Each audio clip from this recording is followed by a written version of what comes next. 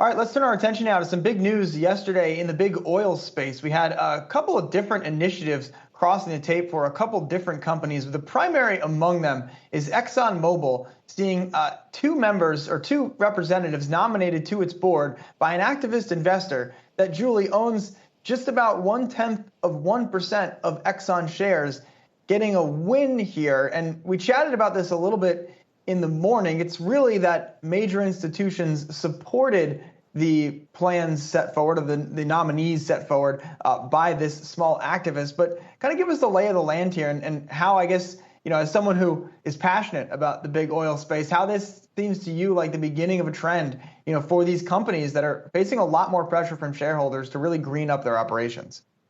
Yeah, well, there were three things that happened yesterday, right? There was the Exxon Mobile news, where two of those directors who were nominated by Engine Number One, which is the tiny activist fund. I believe their stake is actually 0.02%, if I'm not mistaken, but they were backed up by the likes of BlackRock and some of the big pension funds also. So two of their four directors were indeed successfully nominated to the board. So that's thing one. And they have been pushing, that activist fund has been pushing for Exxon to diversify its business. Number two, at Chevron, you have a similar activist push, although on that part it's by a nonprofit.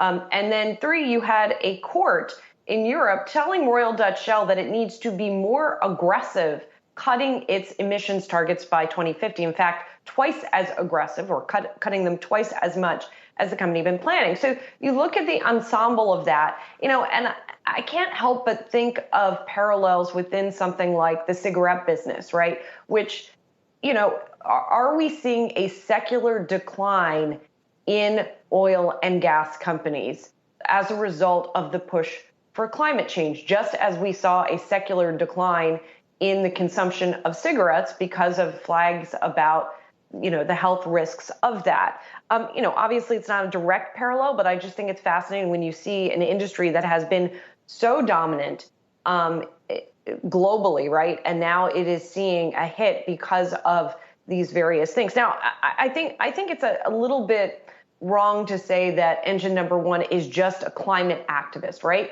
They're also concerned about ExxonMobil's business. They're framing it that way, that it is bad business for ExxonMobil to have made the choices that it's made. And indeed, the company had its first ever annual loss last year. And if you look at the 5-year chart of the stock, it's been down. So it makes sense from that perspective as well. But I do think it is a very interesting trend, and is definitely not done. And Julie, we got a statement from Exxon CEO Darren Woods. I'll read a quick excerpt here. He said, quote, "With almost 3 million shareholders, it's not surprising we heard a wide range of views, and many supported the work that we're doing to improve earnings and cash flow capacity, as well as the work to advance the company to a lower carbon future." And, to me here, the other intriguing story here is, how much longer does Darren Woods stay on as CEO of Exxon Mobile? This was a crushing blow from everything that I've read and talked to a few people.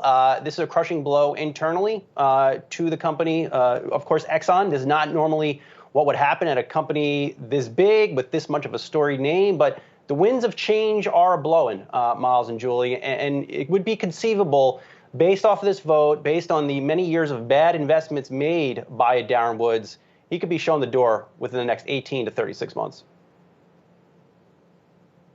Yeah, and I think, Julie, the comparison to the cigarette business is an interesting one, because we've had executives from Philip Morris come on our program and say they don't want people to pick up smoking. And I think that position of maybe you're doing some e-cigarette stuff here or there, but you're essentially running down the company, paying out a dividend, buying back stock, and watching your core customer, who is, by the way, addicted to your product, which does cause cancer, it continues to dwindle over time. I don't think that any business wants to end up in that kind of conundrum as a long-term option for its life as a going concern, but it is unclear, indeed, where the oil and gas majors are going to go unless they become, such a cliched thing that actually is never true, but become part of the solution, right? Whatever that's going to look like. But it's clear that the current course of business is just not going to be sustainable for them.